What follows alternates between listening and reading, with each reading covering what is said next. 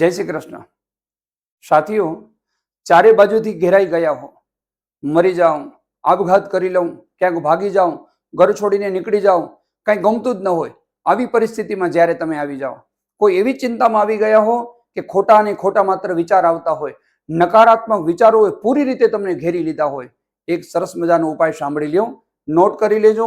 ઉપાય બહુ કામ કરી જશે. શું કરવાનું છે? ચાંદીની એક નાની એવી માછલી, અંદરથી પોલી હશે તો પણ ચાલશે, ભલે હલકા પતરાની હોય, પણ ચાંદીની નાની એવી માછલી લઈ લ્યો. આ ચાંદીની માછલીને સફેદ કપડામાં વીંટી અને ઓશિકા નીચે રાખી અને રોજ શયન કરો, અને પછી જુઓ નકારાત્મક વિચારો કઈ રીતે બંધ થાય છે. મત્સ્ય અવતાર, ભગવાનનો જે આ મત્સ્ય અવતાર છે, એ મત્સ્ય અવતાર કેતુના અંશમાંથી થયેલો છે. કેતુના અંશમાંથી મત્સ્ય અવતાર થયેલો છે, ને જે ચાંદી છે એ ચાંદી એ રજત ચંદ્રનું પ્રતીક છે. ખાસ કરી કેતુ અને ચંદ્રમાને સ્થિર કરવાની જરૂર છે. ગીતાજીમાં પણ લખ્યું છે, મન એવ મનુષ્યાણામ કારણમ બંધ મોક્ષયો. મનુષ્યએ મનને શાંત કરવું બહુ જરૂરી છે, અને આ મન જ બંધન અને મુક્તિનું કારણ છે.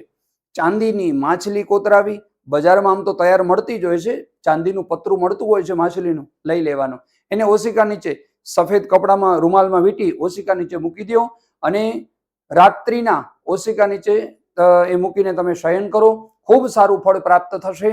તમારા મનના નકારાત્મક વિચારોને તરત ખેંચી લેશે. કરી જુઓ ઉપાય.